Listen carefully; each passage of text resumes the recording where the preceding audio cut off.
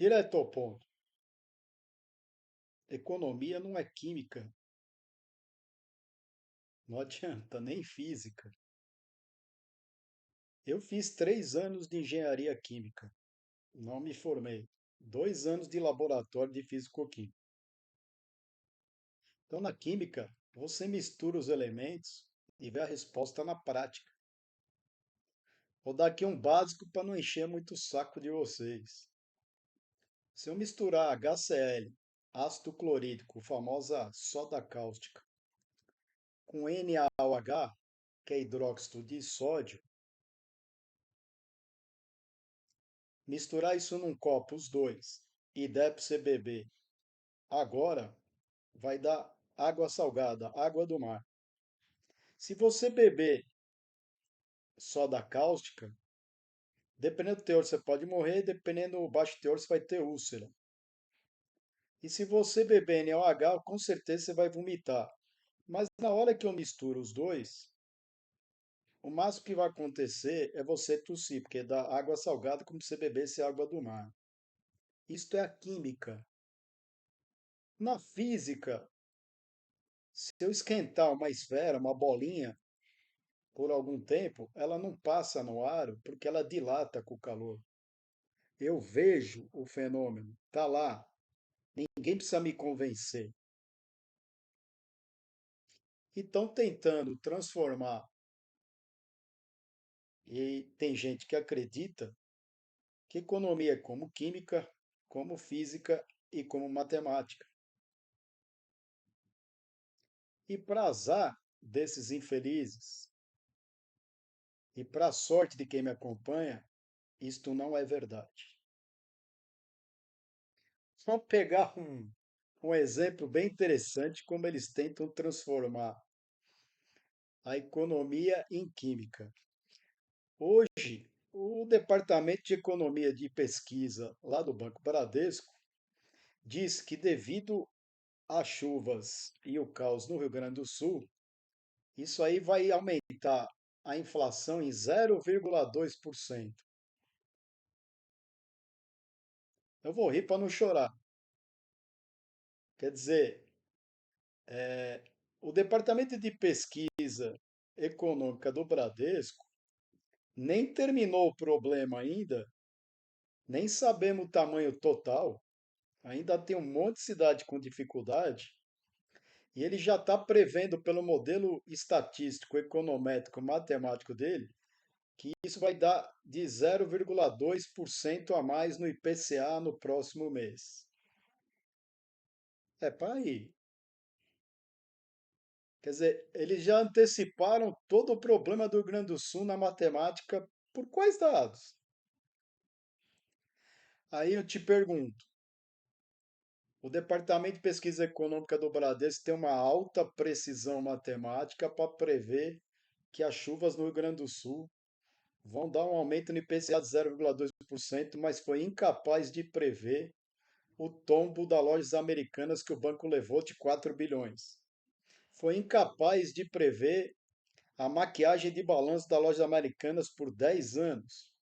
Foi incapaz de avisar a parte, o controle de risco do banco para parar o crédito para lojas americanas, mas ele é capaz de fazer a previsão de uma catástrofe que não terminou, já dizendo quanto vai ser acrescentado na inflação por causa do Rio Grande do Sul. Economia não é química, não é física. Nem sabemos o resultado ainda. Impressionante. Mas os modelos dinâmicos de equilíbrio geral,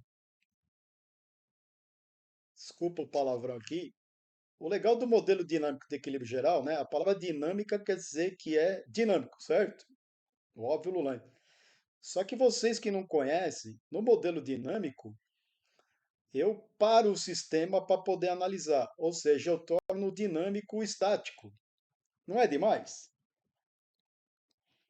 Os preços movem todo dia, a todo momento. Como o mercado de dinheiro tem transações a todo momento. Como o mercado de derivativos, que não aparece em modelo nenhum, para quem não sabe. em nenhum modelo de equilíbrio geral, seja estocástico ou não, que esses economistas usam nos bancos, em nenhum momento aparece a influência do mercado derivativo na economia, sendo que hoje, de longe, o volume de dinheiro transacionado no mundo no mercado derivativo é de 8 a 10, tem gente calculando a 13 maior que o PIB. E eles dizem que isso não tem influência nem da decisão das pessoas com dinheiro e não tem influência nos preços. Por quê?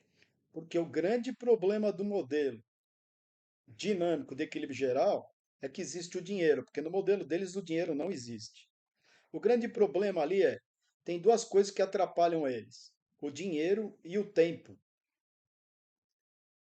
Como vocês podem ver, o departamento de pesquisa do Bradesco tirou o tempo, como se o tempo não existisse. Então, no modelo dinâmico, eu paro o tempo para analisar. Deu para me entender, não? Albert Einstein, na teoria da relatividade, mostrou que um corpo em movimento, o seu peso não é constante, a massa varia. Portanto, um corpo em movimento, eu tenho incerteza. Eu consigo achar a probabilidade que vai acontecer, mas eu não tenho certeza absoluta. Mas os economistas de banco, com os modelos estocásticos, têm certeza de tudo. Não é impressionante? Eles param a economia, os preços, para analisar. Fácil, não? Outra coisa muito interessante é que tudo se equilibra, sendo que os preços mexem a torto e direito. Então é como se fosse na física, eu descendo uma ladeira e vocês do outro, e nós vamos descer os dois ao mesmo tempo e nós vamos se encontrar na metade da ladeira, que seria o tal ponto de equilíbrio entre oferta e demanda. Isso nem na física e nem na matemática é possível. Mas quando eu paro o sistema para analisar, eu paro o mundo, eu paro a realidade, tudo é possível. E o pior, vocês acreditam. Vocês acreditam. Hoje também isso é um negócio interessante que eu falei no meu vídeo ontem. Nas simulações do Banco Central do Brasil, está no valor econômico, sou eu que estou dizendo, está mostrando que se o corte fosse de 0,25 ou 0,5, não teria efeito nenhum sobre a inflação. E eu falei ontem que não faria diferença 0,25, meio ou 0,75. Eu não sei para que tanta grita. Ok, não? A inflação que saiu hoje de IPCA, só para mostrar que a economia não é química nem matemática, o IPCA hoje que o IBGE divulgou, para o mês de abril, deu 0,38% ao mês, acima das expectativas dos gênios econômicos meia-boca, que não sai debaixo de uma tela, que senta a bunda inteira, o dia inteiro com essa bunda numa cadeira, dando palpite de coisa que eles mal entendem, inclusive de matemática. Em economia, a gente tem que comparar dados. A gente compara normalmente com os anos piores, não com os anos melhores. Senão é truque estatístico, é erro de viés que a gente chama, para não dizer que é manipulação estatística. Então, você vai ficar impressionado ao ler hoje, vai dizer a mídia, ó, o índice IPCA de abril deu acima da expectativa do mercado. Só que esse índice é o menor índice para o mês de abril desde 2021. Só para vocês terem uma ideia, no mesmo mês de abril de 2023, o IPCA foi 0,6, portanto, quase a metade. Isso é para mostrar para vocês como a gente, economia, pode manipular o número como a gente quiser. Porque a maioria das pessoas não entende o que essa gente fala. Eu acho que até nem eles. Precisa ver se eles entendem, inclusive, de matemática. É um jogo de média aritméticas, de desvios padrões, de ajustamentos de reta. Isso aí virou ciência. E eu vou deixar bem claro, eu não sou contra a matemática, nem econometria, nem estatística. Elas são ferramentas da economia, mas elas não são uma razão em si da economia. O economista, ele devia melhorar a vida das pessoas. e não melhorar a vida das tesourarias para qual eles trabalham. Eu também não sou contra ganhar dinheiro, não. Eu acho que tem que ganhar dinheiro. Então vejam lá, interessante, né? E a causa desse aumento do mês de abril foi o aumento do combustível de 1,50%. Que eu falei ontem, um choque de oferta de petróleo ou de combustível é muito diferente do que um choque de oferta de subir o preço do arroz. E tem mais. Choque de oferta você não combate aumentando a taxa de juros. Para terminar, né, o Banco Central do Brasil, né, já que a gente gosta de copiar tudo, a gente copiou várias coisas do Banco Central americano, mas só o trivial, o cosmético, a maquiagem. Na parte de conteúdo do Banco Central americano, a gente não copiou, mas eu deixo a dúvida para vocês. Por que que não copiou? Então, por exemplo, o Banco Central americano, ele solta 8 vezes ao ano o que a gente chama de livro bege e também solta o Green Book. O livro bege, tá? Ele é bem diferente da ata do cupom, da ata do Comitê de Política Monetária, que todo mundo está esperando para terça-feira, como se fosse a verdade revelada, se Jesus realmente ressuscitou depois do sétimo dia, né? Então, os economistas de banco estão esperando a revelação divina, ou estão esperando a ata do Comitê de Política Monetária terça-feira, por causa da reunião de quarta-feira. Como Moisés esperou Deus para dar os 10 mandamentos, né? Sendo que o primeiro, né, ele quebrou, depois ele teve que voltar para pegar o segundo, ou seja, até Moisés rasgou os 10 mandamentos. Mas os economistas formados nessas escolas meia boca de matemática, meia boca de econometria, não se ensina mais história. Os caras não sabem nem o que eles estão falando, não sabem o que é macroeconomia, eles só sabem responder IS, LM. São duas curvas, gente. Investimento e poupança, demanda e oferta monetária, tá? É só isso que eles sabem fazer o dia inteiro. E já adivinhar qual vai ser, né, a casa decimal que vai interferir no IPCA do mês que vem da crise da chuva do Rio Grande do Sul. Não é fantástico? Não é fantástico? Que cientistas, não? Mas eles não conseguem nem adivinhar quanto vai ser o dólar hoje. Eles não conseguem. Você já viu algum deles afirmar? Compre bolsa, vende bolsa, as ações vão subir. Nunca dão opinião de nada, sempre em cima do muro. Eles não acertam nem o PIB. Ano passado nenhum acertou nada. Mas eles acertam quantos decimais a mais no IPCA. A crise no Rio Grande do Sul vai ser no mês que vem, sendo que ainda não acabou. As mães de Inás da econometria. Eles desvirtuam até estatística. Realmente vivemos época de pobreza. Não só pobreza material, a pobreza mental. Não é porque o tipo anda com uma gravatinha, um paletó e um gel, e ele fala meia dúzia de palavras que você não entende, isso não quer dizer que ele sabe o que ele está falando. E muito menos quer dizer o que ele sabe, o que ele está fazendo. Tenho lá minhas dúvidas.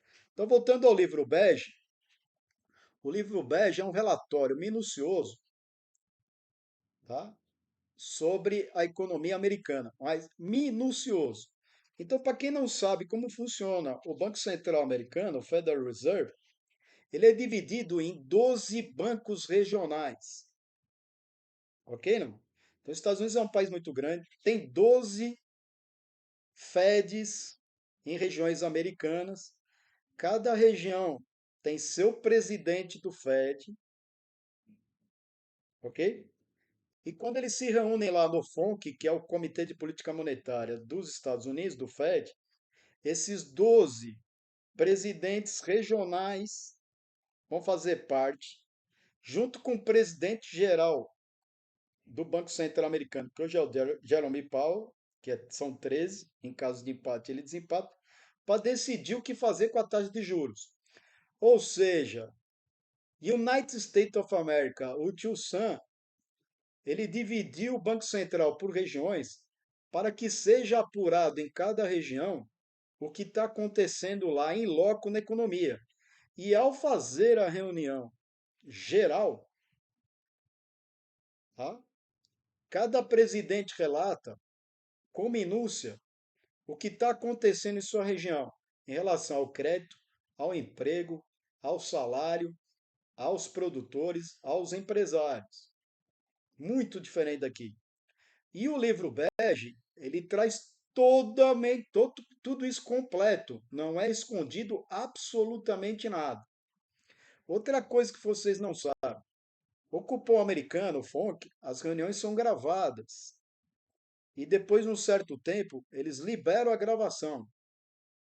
Você não sabe só quem votou, você sabe o que cada um comentou. Portanto, é altamente transparente.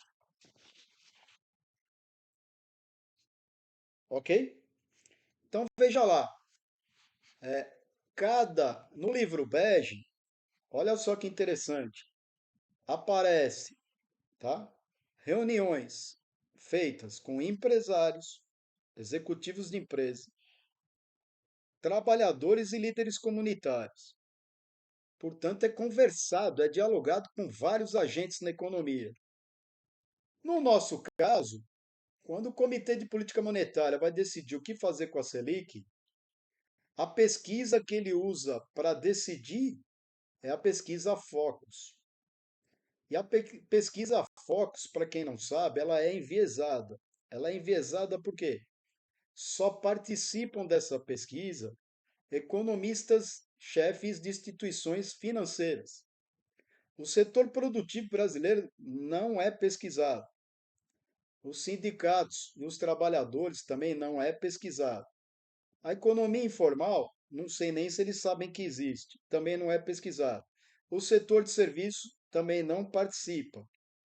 Portanto, só as cabeças brilhantes das planilhas, dos vídeos e dos cruzamentos de curva é que participam, tipo o Departamento de Pesquisa Econômica do Bradesco, que já adivinhou, já tem certeza numérica de quanto vai ser o acréscimo da inflação da crise do Rio Grande do Sul.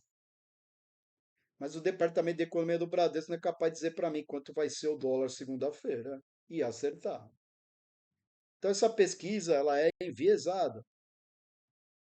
Pode ver que a pesquisa nos Estados Unidos ela é bem mais democrática e engloba toda a economia. Portanto, os presidentes regionais do Fed, quando vão para a reunião, eles trazem minuciosamente a situação econômica de cada região dos Estados Unidos para ser debatida.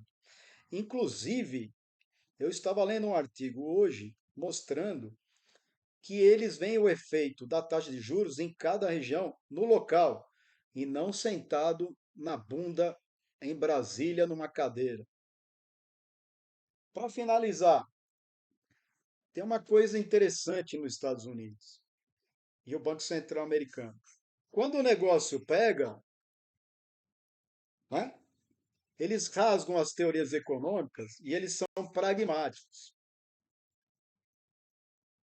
Leiam esse livro aqui que mostra a crise de 2008, como nem eles sabiam direito o que podia acontecer. Abração para todos.